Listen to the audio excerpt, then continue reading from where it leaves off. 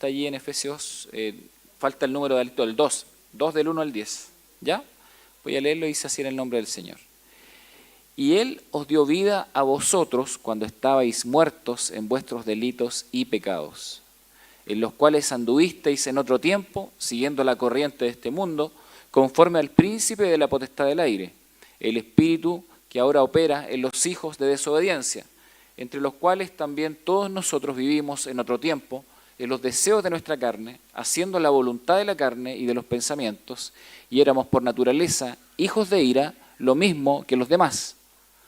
Pero Dios, que es rico en misericordia, por su gran amor con que nos amó, aun estando nosotros muertos en pecados, nos dio vida juntamente con Cristo. Por gracia sois salvos. Y juntamente con Él nos resucitó y asimismo nos hizo sentar en los lugares celestiales con Cristo Jesús, para mostrar en los siglos venideros las abundantes riquezas de su gracia en su bondad para con nosotros en Cristo Jesús. Porque por gracia sois salvos, por medio de la fe. Y esto no de vosotros, pues es don de Dios, no por obras, para que nadie se gloríe, porque somos hechura suya, creados en Cristo Jesús para buenas obras, las cuales Dios preparó de antemano para que anduviésemos en ellas. Amén. Oremos al Señor. Padre, en esta hora, en el nombre de Jesús, te pedimos que nos dirijas en el estudio de tu palabra, que tengamos un tiempo, Señor amado, de una reflexión, que traiga mucha bendición a nuestras vidas. Te pido que hables a nuestro corazón, que a todos los que estamos aquí, Señor amado, nos deje ese mensaje especial también que esperamos recibir de tu palabra, ese mensaje que llega a nuestro corazón, que también llega a nuestras necesidades, que nos permite reflexionar, comprender tu buena voluntad, entender, Señor amado, nuestra vida en ti, seguir creciendo en los caminos de la fe. Obra, Señor amado, en esta hora por misericordia en nuestras vidas y permítenos, Señor amado, seguir creciendo cada día como cuerpo de Cristo aquí en Peñalolén. Bendice esta hermosa iglesia que tú has levantado en este lugar, que tú has sostenido en el paso del tiempo y que seguirás sosteniendo por tu gracia y por tu misericordia. Gracias, Padre. Oramos también para comprender tu palabra guiados por tu Espíritu Santo. En el nombre de Jesús. Amén. Amén. Bien, voy a volver hacia atrás solamente para que vean ahí la primera lámina, ¿no? La hora de la salvación, el poder del pecado versus la gracia de Dios. La semana pasada hablamos de la esclavitud al pecado, ¿cierto? ¿Sí? ¿Versus qué era? ¿Alguien se acuerda? Ya, la salvación, parece que era otra la frase, ¿no? Pero bueno, lo vamos a dejar ahí, ¿eh? A ver si se acuerdan después. Bien, ok, vamos en una segunda sección, lo que voy a estar haciendo todos los domingos de aquí, de noviembre y de diciembre, y hasta los primeros 2 domingos de enero, es hablar acerca de la obra de la salvación. El objetivo es bien claro, es de alguna forma cerrar las temáticas que hemos tratado en el curso del año, y sobre todo que lleguemos a fin de año y enfrentemos la Navidad, tal vez con un concepto un poco más profundo y dando gracias al Señor por lo que Él ha hecho en nuestra vida. De tal forma que reconozcamos la obra de Cristo y pensando en esas actividades y estas fiestas navideñas, más bien pensemos en lo que el Señor ha hecho en nuestra vida y en lo que Él puede seguir haciendo. ¿Ya? Vamos en esa línea. Entonces, voy por aquí, vuelvo acá. ¿Recuerdan que la semana pasada hablamos bastante del pecado? ¿Sí? Algunos se fueron agotados. ¿Sí? Bueno, solamente voy a recuperar algunos conceptos generales, ya no voy a profundizar más porque hasta yo me cansé la semana pasada con tanto pecado. Bueno, que se entienda, ¿no? Me refiero a la enseñanza. Bien, entonces, términos para el pecado. Vimos que habían como 4 elementos desde los cuales podíamos de alguna forma recoger los conceptos que plantea la Escritura. Si tomábamos la perspectiva desde las causas, desde el carácter, desde los resultados inmediatos o también desde los resultados trascendentes. Cada uno de ellos nos aporta algún concepto relacionado, ¿cierto?, relacionado con el pecado. A ver, ahí sí. Por ejemplo, respecto de lo que son las causas, si simplificamos, aquí está todo lo que vimos la semana pasada, miren, en este cuadrito. ¿Ven? Desde las causas habían conceptos de pecado relacionados con la ignorancia, con el errar y también con la falta de atención. Esos eran como los elementos tal vez más sutiles y que a veces uno no consideraría necesariamente pecado, pero que la Biblia también llama pecado, ¿sí? Pecar por ignorancia también es pecado, porque básicamente plantea el texto bíblico que la ignorancia en general puede ser una cuestión premeditada, ¿sí? No es solamente que yo no entienda o no sepa, sino que no quiero saber y no quiero entender. Bien, hay una cierta premeditación porque Dios nos ha dado las cualidades para que nosotros podamos entonces profundizar en el conocimiento necesario para poder corregir nuestra vida, para poder caminar de la forma correcta. Entonces, cuando uno se niega a adquirir ese conocimiento, la Biblia también lo reconoce como pecado. Habla entonces de un pecado por ignorancia, por error, por falta de atención. ¿Ven? También, si alguno dice, no, ahí me cuesta, soy un poco disperso, ¿sí? O tengo déficit atencional para escuchar al pastor, ¿sí? ¿Quién se rió tan fuerte? Bien, entonces también habla de un elemento sutil, pero que está presente allí, ¿no? También tenemos con respecto al tema del carácter, errar al blanco, dijimos, tiene que ver con un tema de impiedad, la transgresión, la iniquidad, la rebelión, la traición, la perversión y la abominación, ya como elementos mucho más evidentes y que dejan en evidencia la corrupción en el corazón del ser humano. Si lo mirábamos respecto de lo que son los resultados inmediatos, gracias hermana, me dijo, no lo avanzó, me dijo la hermana, está muy bien. Bien, respecto de lo que son los resultados inmediatos, bueno, el pecado también siempre provoca cosas en la vida, en el corazón del ser humano, ¿cierto? Agitación, agotamiento a causa de los conflictos, lo vimos también, egoísmo, carnalidad y por supuesto sustitución de Dios. Y si lo miramos desde los resultados trascendentes, el efecto del pecado en la vida de una persona, bueno, es muy diverso, pero inicia en desaprobación divina, también implica culpa, implica castigo, implica muerte física, muerte espiritual y muerte eterna. ¿Ven? Y ahora sí está en una sola lámina, ahora sí está, ahí sí, ahí está. Bien. Si miramos esto, podemos ver de alguna forma un pequeño resumen de los conceptos que la Biblia utiliza para definir el pecado y también de los resultados que esto provoca en la vida de cualquiera de nosotros, ¿no? Y tal vez un elemento que también mencioné la semana pasada es que cuesta a veces hablar del tema del pecado porque parece un concepto que no se ajusta a los tiempos. ¿Bien? La gente no quiere escuchar o no queremos escuchar que estamos mal, que nos hemos equivocado, que hay cosas que nos dañan o que dañan la vida de las demás personas. En realidad la mayoría de las personas también prefiere mantener un tipo de ignorancia cognitiva, decía alguien, intencional. ¿Bien? Es decir, negar a adquirir un tipo de conocimiento que de alguna forma derive en culpa o que derive en la obligación de tener que tomar ciertas decisiones, en la obligación de tener que tomar un camino de corrección. Pero definitivamente la Biblia va a decir y nos va a decir que el pecado es una realidad y que afecta la vida de las personas. Y la consecuencia, tal vez más amplia, es lo que nos menciona el Génesis. Yo lo he mostrado otras veces esta lámina, pero lo repito porque me parece que es relevante. El pecado finalmente provoca un estado de corrupción que provoca separación y sometimiento al pecado. ¿Bien? ¿Separación de quién? Separación de Dios, por supuesto, separación de la creación, separación del prójimo y también de nosotros mismos, porque dejamos de comprender quiénes somos y dejamos de comprender entonces el sentido y el propósito de nuestra vida. Así es que el efecto del pecado en la vida de una persona es muy amplio, es muy profundo y me parece que debemos ser muy sabios para estar atentos también a que de alguna manera podamos erradicar o podamos también estar atentos a los efectos que esté provocando en nuestra vida. Si uno dice, ¿qué problema provoca el pecado en la vida de una persona? Miren lo que dice Romanos 7. Lo resume en un concepto muy interesante. Esto lo dice el apóstol Pablo. Por lo tanto, dice, el problema no es con la ley, porque la ley es buena y espiritual, se refiere a la ley de Dios. El problema, dice él, está en mí, porque soy demasiado humano, un esclavo del pecado. Realmente no me entiendo a mí mismo, porque quiero hacer lo que es correcto, pero no lo hago. En cambio, hago lo que odio. Qué descriptivo, ¿cierto? Entonces, el texto bíblico lo que está haciendo es mostrar, gracias hermano, es mostrar la consecuencia del pecado ahora de una forma más bien testimonial. El mismo apóstol Pablo, algunos dicen que hablando de su vida pasada, para ponerlo como un tipo de ejemplo y que podamos comprender también la profundidad del pecado desde donde nos saca el Señor, pone esto entonces delante ahí sobre la mesa, ¿no? Dice entonces, yo realmente no me entiendo a mí mismo porque quiero hacer lo que es correcto, pero no lo hago. En cambio, hago lo que odio. ¿Alguien ha sentido alguna vez esa tensión fuerte en saber que hay algo que es correcto y que debes hacerlo, o saber que hay algo que es incorrecto y que no debes hacerlo. Y la tentación entonces a veces de dar un paso que sabemos que está equivocado, bueno, el apóstol Pablo lo está reconociendo. Él dice, el problema no es con la ley, el problema está en mí. ¿Ven? Yo soy el problema, dice él.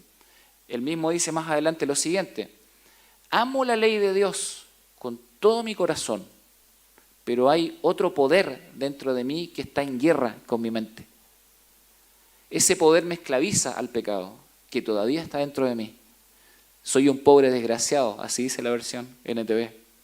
¿Quién me libertará de esta vida dominada por el pecado y la muerte?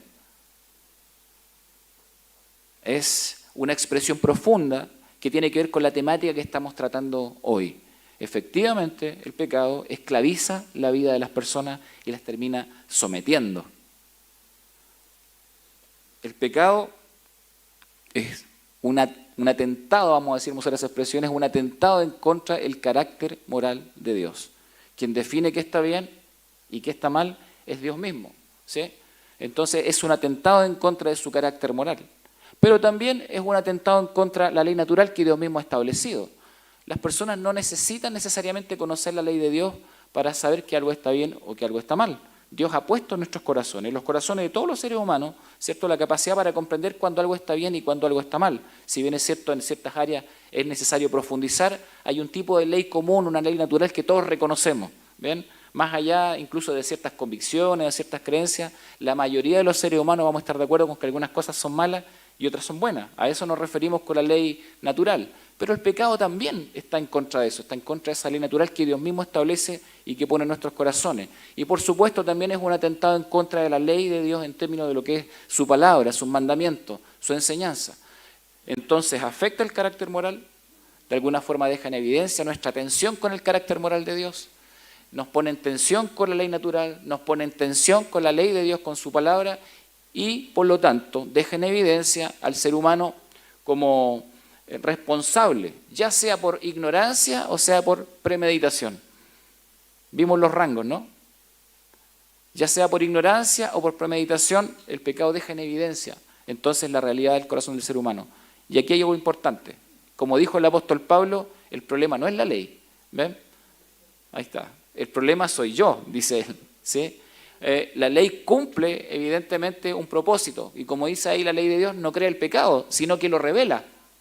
Y demuestra la incapacidad de las personas para obedecer a Dios. ¿Ven? Entonces cumple una función, es santa, es justa y es buena. Pero el ser humano tiene un problema. Y esto es lo que la Biblia va a definir entonces como la esclavitud al pecado y lo va a definir desde la perspectiva del poder que el pecado tiene en la vida de una persona. Y esto en realidad es algo bastante simple de analizar. Todos los que estamos acá tenemos una conciencia moral, tenemos una conciencia que ha sido de alguna forma enseñada por la palabra del Señor. Y no solamente por eso, también ha sido enseñada en base a las costumbres y los hábitos cristianos. Los que estamos acá hemos tenido tal vez muchos años de enseñanza en la palabra del Señor. Y sin embargo, tenemos que reconocer que en algunas ocasiones, que en ciertos momentos, estamos también profundamente expuestos a la tentación. ¿Tendríamos que reconocer algo así? ¿Sí? Tendríamos que reconocer las debilidades humanas y decir que la ley de Dios nos deja en evidencia. ¿Sí? No somos tan fuertes como parecemos, no somos a veces tan fuertes como queremos. Además, la palabra de Dios nos habla del pecado como una cuestión mucho más compleja y profunda. No es solamente lo que se ve, ya lo hemos conversado, es también lo que no se ve. No es solamente lo que se hace, sino a veces también lo que se deja de hacer. ¿Ven? Entonces, la ley deja en evidencia. Pero entonces, si la palabra del Señor nos muestra esta esclavitud, este poder del pecado en la vida de una persona, ¿cómo se revierte algo así? ¿Cómo se enfrenta entonces? ¿Es posible definitivamente vivir confrontando el poder del pecado en nuestra vida? ¿O es que simplemente quedamos a expensas de estas expresiones del apóstol Pablo, ¿no? Diciendo, bueno, lo que no quiero hacer, eso hago. Y muchas personas terminan tomando esa frase como un tipo de excusa. ¿Sí? Bueno, el poder del pecado, el poder del enemigo. A veces muchas personas terminan satanizando todo, el enemigo está en todos lados, cosa que no es verdad. ¿Sí? No, esto fue el enemigo, una tentación, una debilidad, pero nunca hay tal vez un asumir responsabilidades. Entonces, ¿hay alguna forma de enfrentar nuestras debilidades? ¿Hay alguna forma de enfrentar el poder del pecado en la vida de una persona? Entonces, la palabra del Señor nos muestra que el único camino de solución puede venir de nuestro Señor. El único camino de solución puede provenir de la gracia y de la misericordia del Señor. Sin la gracia del Señor no es posible enfrentar el poder del pecado. Ninguno de nosotros tiene esa capacidad. Entonces, cuando uno compara la ley, uno se da cuenta, como ya dije, que la ley nos ayuda mucho porque revela, ¿cierto?, el carácter moral de Dios, nos hace entender en qué cosas estamos bien y en qué cosas estamos mal, pero aún así es insuficiente y la gracia viene a complementar esta enseñanza de la palabra de Dios. Miren, lo vamos a comparar así, ¿no? La ley nos da una obra para hacer. La gracia nos habla de una obra que ya fue hecha. ¿Se entiende la comparación? ¿Sí? ¿Ven? La ley dice, haz esto y vivirás. La gracia dice, vive en Cristo y entonces harás. La ley dice, amarás al Señor tu Dios, como un mandamiento. La gracia dice, nosotros le amamos a Él porque Él nos amó primero. ¿Ven cómo enseña eso? Y pone en orden a la fuente. La ley condena al mejor, porque basta un solo pecado para que podamos quedar en evidencia con toda nuestra naturaleza pecadora. Sin embargo, la gracia salva al peor. La ley revela el pecado, la deja en evidencia, pero la gracia revela la salvación. ¿Ven? ¿Necesitamos la ley de Dios? Por supuesto que la necesitamos, porque nos deja en evidencia y nos muestra qué está bien y qué está mal. Pero al mismo tiempo la necesitamos porque nos muestra que somos incapaces de cumplirla y que necesitamos absolutamente la gracia del Señor en nuestra vida. La gracia que nos sostiene, la gracia que nos enseña, la gracia que nos forma, la gracia que nos rescata, la gracia entonces del Señor que nos muestra la salvación en plenitud que viene de su mano misericordiosa. La gracia del Señor como respuesta entonces al problema del pecado. Ahí está la palabra gracia en griego, charis. Y significa esto, favor, buena voluntad y amor de alguien superior que lo lleva a acercarse en bondad hacia alguien inferior. Entendemos quién es el superior y entendemos quiénes somos los inferiores, ¿cierto? Es una acción que inicia en Él, no en nosotros. Es un favor inmerecido entonces de parte de Dios. Ahí está, la palabra gracia aparece alrededor de unas 160 veces en la Biblia. De estas 128 en el Nuevo Testamento. Y miren cómo está involucrada la Trinidad en el concepto de la gracia en la Biblia. En Primera de Pedro se dice así, Dios se manifiesta como el Dios de toda gracia. ¿Recuerdan esa expresión? El Dios de toda gracia, dice Pedro. Cuando habla de Cristo, Él es presentado como lleno de gracia. Y cuando se habla del Espíritu Santo, Él es llamado el Espíritu de la gracia. Entonces la Trinidad participa de la gracia bendita hacia nosotros pecadores. Es la obra de Dios, es la obra de Cristo y es la obra del Espíritu Santo. El Dios de gracia, el Cristo lleno de gracia y el Espíritu Santo de gracia que obran entonces en nuestra vida, aplicando en nosotros este favor inmerecido, este acercamiento voluntario que realiza Dios por amor hacia la vida de personas nosotros pecadores. Sin la iniciativa de Dios no habría historia de salvación. Sin la iniciativa de Dios no habría ninguna posibilidad de salvación. Ahí están, disculpen. Por eso, la respuesta de Dios para la destrucción del poder del pecado en nuestra vida solamente puede venir de Él. La visión cristiana del mundo reconoce en el ser humano la culpa, como dice ahí, por su actual estado. Sin embargo, también plantea que la gracia y el amor de Dios por su creación son tan grandes que Él mismo es quien provee en Cristo el camino de libertad y de restauración. Entonces, ¿el pecado tiene poder? Claro que sí, lo vimos, ¿cierto? Tiene el poder de esclavizar a las personas. Pero si hay alguien que tiene el poder de libertar, ese es nuestro Señor. El Señor tiene el poder para dar libertad. Y entonces, para eliminar el poder del pecado en nuestra vida, recuerden esto, ninguno de nosotros tiene por qué vivir en la miseria del sometimiento al pecado, porque el Señor le quitó el poder al pecado en nuestra vida, por gracia y misericordia. Lo dice así Pablo en Romanos, pero la ley se introdujo para que el pecado abundase, para que podásemos reconocerlo, ¿no? Mas cuando el pecado abundó, sobreabundó la gracia. El pecado nunca le va a ganar a la gracia, queridos hermanos. No tiene ese poder. El pecado no puede vencer a la gracia. Esto es parte del plan de Dios, para que así como el pecado reinó para muerte, así también la gracia reine por la justicia para vida eterna mediante Jesucristo, Señor nuestro. Sí, donde abundó el pecado, y por aquí creo que ha abundado el pecado, sí, tenemos que reconocerlo. Ha abundado el pecado en nuestra vida. Pero qué maravilloso el Señor, ¿no? Sí, en nuestra vida ha abundado el pecado, pero ha sobreabundado la gracia del Señor. Dos opciones. Siempre digo esto para los genios que dicen, bueno, dice, si estoy en la gracia, entonces, bueno, vivo como quiero. Eso es uno de los grandes errores en términos de pensamiento, porque en realidad quien ha recibido la gracia del Señor, lo que menos quiere es deshonrar a aquel de quien ha recibido la gracia. Al contrario, es una relación de amor, es una relación de respeto, es una relación de agradecimiento. Ahora sí quiero obedecer la ley de Dios, quiero honrarlo obedeciendo su palabra, quiero crecer cada día en fe, quiero caminar con Él, quiero aprender cómo entonces vivir de tal forma que mi carácter, mis actitudes, mis decisiones lo honren en todas las áreas. Entonces, en la misma carta a los Romanos se presentan estas opciones, ¿no? Bueno, ¿qué vamos a hacer si estamos en la gracia? ¿Perseverar, dice el apóstol Pablo, en el pecado para ver más gracia? Como abunda el pecado y sobreabunda la gracia, dice alguno capaz que piensa que mejor peca para ver más gracia. No, dice él, en ninguna manera, no es el camino. Después va a preguntar, ¿entonces perseveraremos en el pecado porque estamos en la gracia? Ahí sí. ¿Perseveraremos en el pecado porque estamos en la gracia? Tampoco, dice él, pues ninguna manera.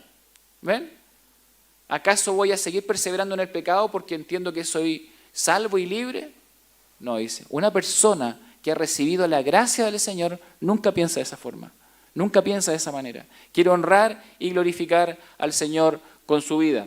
Entonces, Romanos 8 va a decir, por lo tanto ya no hay condenación para los que pertenecen a Cristo Jesús, a los que han recibido la gracia del Señor. Y porque ustedes pertenecen a Él, el poder del Espíritu que da vida los ha libertado del poder del pecado. ¿Leyó eso? Se lee claro, ¿no? ¿Sí? Dice nuevamente, porque ustedes pertenecen a Él, a Cristo, porque estamos en Él. El poder del Espíritu que da vida los ha libertado del poder del pecado. Es decir, que el poder del pecado no puede estar por sobre la obra del Señor en nuestra vida. Y esto tiene un par de conclusiones. Una, que estamos seguros en Él, pero la otra es que cuando pecamos lo hacemos intencionalmente. No porque el poder del pecado sea más que el poder de Cristo que obra en nosotros, sino más bien por una decisión personal. ¿Ven? Entonces, dice acá, Él los ha libertado del poder del pecado que los lleva a la muerte. La ley de Moisés no podía salvarnos porque nuestra naturaleza pecaminosa es débil. Así que Dios hizo lo que la ley no podía hacer. Él envió a su propio Hijo en un cuerpo como el que nosotros los pecadores tenemos. Y en ese cuerpo, mediante la entrega de su Hijo como sacrificio por nuestros pecados, Dios declaró el fin del dominio que el pecado tenía sobre nosotros. Ya no hay poder en el pecado para condenarnos, no hay poder en el pecado para condicionar nuestra relación con Dios. Hemos sido entonces librados del poder del pecado por gracia y misericordia del Señor. Pero uno dice, ¿es esto posible? Porque uno puede enseñarlo, ¿no? Yo puedo tomar estos pasajes y otros más. ¿Es esto posible? ¿Realmente es posible vivir una vida distinta, diferente y transformada por causa de la gracia del Señor? ¿Nuestras vidas están disfrutando de la gracia del Señor? ¿Estamos viviendo en la gracia? Efectivamente, cada día crecemos para enfrentar el poder del pecado en la convicción de que el poder de Dios obra en nuestras vidas. ¿Es más fuerte el que está en nosotros que el que está en el mundo? Entonces, ¿es esto posible? Miren lo que dice Efesios, vuelvo al pasaje que leímos originalmente, pero en otra versión. Lo que va a hacer Pablo en la carta a los Efesios es hablarnos de toda la bendición espiritual que tenemos en Cristo Jesús y que por lo tanto garantizan la obra de la gracia del Señor en nuestra vida. Nos va a dar seguridad. Nos está diciendo entonces que toda la obra de Cristo es aplicada a nuestra vida y que podemos disfrutar en la gracia del Señor, una vida transformada en Él. Miren cómo dice, antes ustedes estaban muertos a causa de su desobediencia y sus muchos pecados.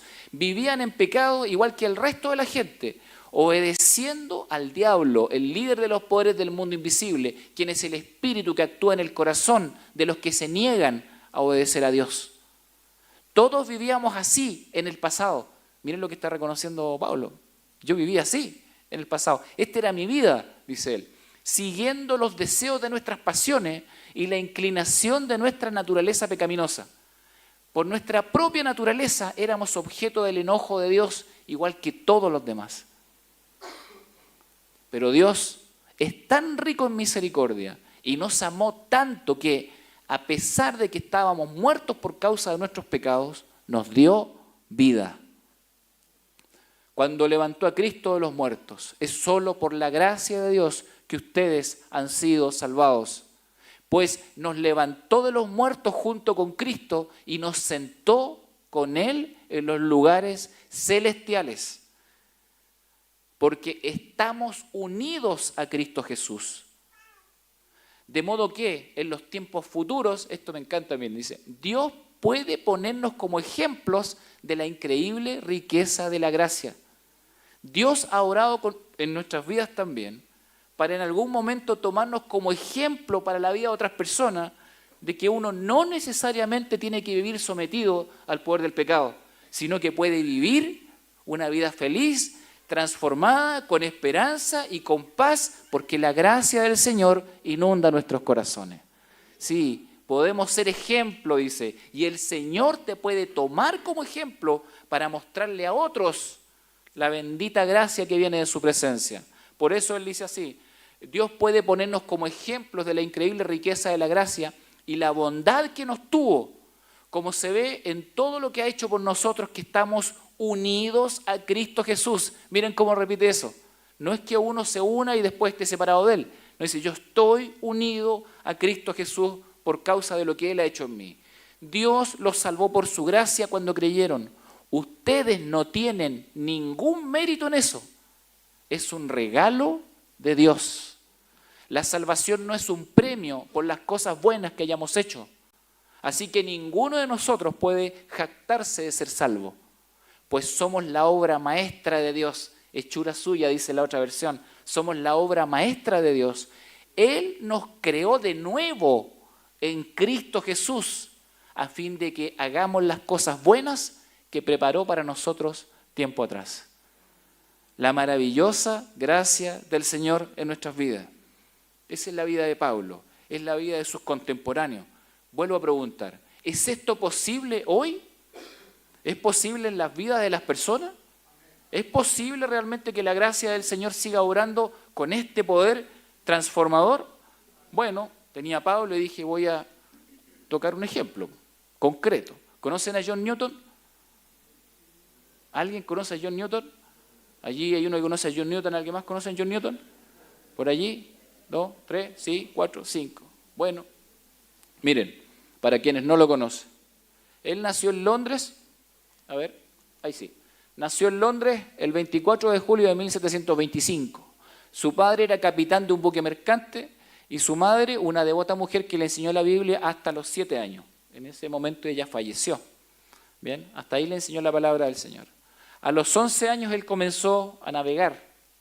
A los 19 años se alistó en la armada, pero desertó. Fue apresado y azotado públicamente.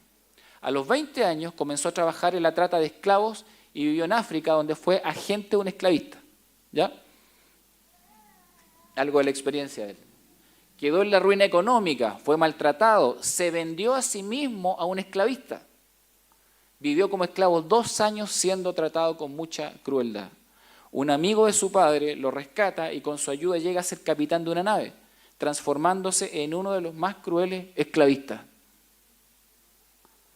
Su tripulación lo odiaba al punto de que cuando en una ocasión él cae al mar, lo rescatan arponeándole una cadera, lo que le provocó una cojera de por vida. Tenían que rescatarlo porque los podían acusar, ¿cierto?, de haberse levantado en contra del capitán y después iban a ser todos juzgados. Claro, lo rescatan, pero dice, vamos a aprovechar de hacerle pagar probablemente todas las actitudes que él ha tenido. Así que lo rescatan con un arpón. ¿Ven? Les ponían la cadera, los levantan, los sacan del agua. Eso está en la biografía de él, que lo cuenta con mucho detalle. Lo sacan y entonces él tiene esta cojera de por vida.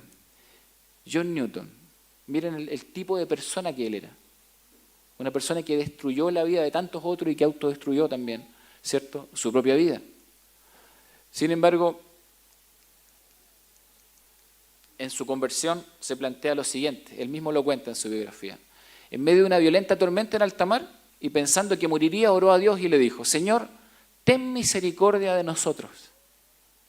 Cuando se calmó la tormenta, reflexionó y reconoció que la gracia de Dios lo había rescatado. Esa es la expresión que él usa en su libro. La gracia del Señor me rescató ese día y nos rescató a todos porque él oró por toda la gente que lo acompañaba. Y estableció el 10 de mayo de 1748 como el día de su humillación y de la gran liberación. Así lo llamaba él. Regresó a Inglaterra, ingresó a estudiar a un seminario, desarrolló luego una amplia labor pastoral. ¿Qué les parece? Terminó siendo pastor. No será el primer pecador que termine siendo pastor, ¿cierto? Bueno. Bien, qué bueno que estamos contando el testimonio de otros. Escribió varios himnos cristianos y participó del movimiento para abolir la esclavitud. Qué maravilloso esto, ¿no? La historia de él es muy emocionante. Falleció a los 82 años predicando aún cuando estaba casi ciego. Y ustedes lo conocen, ya sé que algunos lo conocen, porque él escribió este himno, Sublime Gracia. ¿Ven? Ahí dice la letra, Sublime gracia del Señor, que a mí pecador salvó. Fui ciego, mas hoy miro yo, perdido, y Él me amó. En los peligros o aflicción que yo he tenido aquí, su gracia siempre me libró y me guiará feliz. Su gracia me enseñó a temer, mis dudas ahuyentó. Oh, cuán precioso fue a mi ser al dar mi corazón. Y cuando en Sión, por siglos 1000, brillando esté cual sol, yo cantaré por siempre allí su amor que me salvó.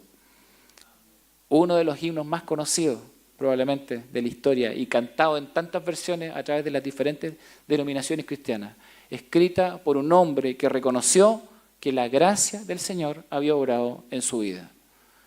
En su recuerdo, en su texto dice así, cada paso es un constante recuerdo de la gracia de Dios sobre este desventurado pecador. Él decía y agradecía porque lo habían arponeado. Decía que cojear le recordaba el día en que había sido salvado por el Señor. Y lo tomaba más bien como un recuerdo de alegría. Él decía, la cojera me ayuda a reconocer entonces que yo era un desventurado pecador y que la gracia del Señor me salvó. Como a veces se dan vueltas aquellas cosas que son negativas y terminan siendo a veces un mensaje incluso hasta positivo y significativo, ¿cierto?, en nuestras vidas. En su epitafio dice así, ahí está la tumba de John Newton, a la derecha arriba, dice, John Newton, clérigo, antes un infiel y libertino, un siervo de esclavos en África, fue por la misericordia de nuestro Señor y Salvador Jesucristo preservado, restaurado y perdonado, y señalado para predicar la fe que él por tanto tiempo había estado destruyendo. La gracia transformadora del Señor. Esto lo dijo él en sus últimos momentos de vida. Para muchos las últimas palabras. Él dice, mi memoria casi se ha ido, pero recuerdo dos cosas. A los 82 años dijo esto: que soy un gran pecador y que Cristo es un gran Salvador. La gracia del Señor. ¿Qué se dirá de nosotros? ¿Qué se escribirá de nosotros? ¿Cuáles serán nuestras últimas palabras? Uno puede ir por la vida quejándose de tantas cosas, ¿sí? Uno puede ir por la vida añorando tantas otras cosas y a veces viviendo vidas precarias en lo emocional o en lo espiritual, porque siempre nos conformamos con tan poco. Nuestra mirada es tan terrenal, ¿no? Y parece que todo lo que nos llena la vista y los pensamientos y los sentidos está en las cosas que vemos o en aquellas cosas que no tenemos, las cosas que nos faltan. Qué maravilloso es entender que no hay tesoro más precioso en la vida que la gracia del Señor en nosotros. La gracia que nos rescató, la gracia que nos ha dado una vida nueva, la gracia que nos ha sostenido en esta vida y que nos ha prometido sostenernos para siempre. Mire, ninguno de nosotros tiene comprado el día de mañana. Ninguno de nosotros sabe qué va a pasar ahora saliendo de la reunión. Nadie sabe nada. Pero para quienes hemos recibido la gracia del Señor en nuestra vida, sabemos que estamos seguros en el hueco de la mano de Dios. Allí estamos entonces, seguros en Él, tranquilos en Él, con paz en Él. Tal vez son buenas últimas palabras para que todos nosotros cuando lleguemos a ese instante podamos decir: sí, Señor, agradezco tu misericordia, agradezco la gracia que has derramado en mi vida. Y tal vez recuerdo también estas dos cosas: que soy un gran pecador y que Cristo es un gran Salvador. Amén. Vamos a orar y vamos a dar gracias al Señor. Allí donde está, le pido que ore delante del Señor y agradezca por lo que Cristo ha hecho en su vida. Por la paz, por la tranquilidad, por la transformación. Recuerde, querido hermano, querida hermana, la palabra me recuerda a mí también. Ya no somos esclavos del pecado. El poder del pecado no tiene la capacidad de someternos, de humillarnos. Nosotros ya fuimos trasladados desde el reino de las tinieblas al reino del amado Hijo. Y entonces, Señor amado, sabiendo que el pecado no tiene el poder para condenarnos, hoy podemos vivir en verdadera libertad. Gracias, Señor. Muchas gracias, Señor amado. Te honramos y te glorificamos. Es tu gracia la que se ha derramado en nuestra vida. Y en esta hora, en el nombre de Jesús, queremos honrarte, queremos glorificarte, queremos darte gracias. Queremos pedirte, Señor amado, que sigas llenando nuestra vida de tu presencia. Queremos comprender cada vez más profundamente lo que tu gracia significa, no solamente en términos de salvación, sino que también en términos de desafío diario. Cómo vivir para ti, cómo caminar contigo, Señor amado. Cómo servirte cada vez con integridad. Cómo caminar, Señor amado, también sirviendo a los demás. Ayúdanos, Padre, a mirar toda nuestra vida, en todas las áreas, en todas las circunstancias, sometidas solamente a ti, Señor. Gracias, Padre. Y si hoy, en el nombre de Jesús, hay alguno de mis hermanos o hermanas o yo mismo que estemos tal vez esclavizados, Señor amado, en algún área de nuestra vida, en algún pecado, en esta hora, en el nombre de Jesús, te pedimos libertad, Señor, de acuerdo a tu palabra. Que sigas obrando en nosotros, que sigas trabajando en nuestra vida y que podamos, Señor amado, cada día caminar contigo, disfrutando de las bendiciones que ya en Cristo, Señor amado, tú nos has otorgado por misericordia. Estamos hoy unidos a Cristo, estamos hoy sentados juntamente con Cristo en lugares celestiales. Nuestra vieja naturaleza quedó clavada con Cristo en la cruz. Vivir para ti, vivir contigo, vivir unido a ti es totalmente posible porque tú lo has hecho posible, Señor. Recibe la alabanza, recibe nuestra gratitud, bendice nuestra vida, Señor amado. Honramos tu nombre, en el nombre de Cristo nuestro Señor y Salvador. Amén. Amén.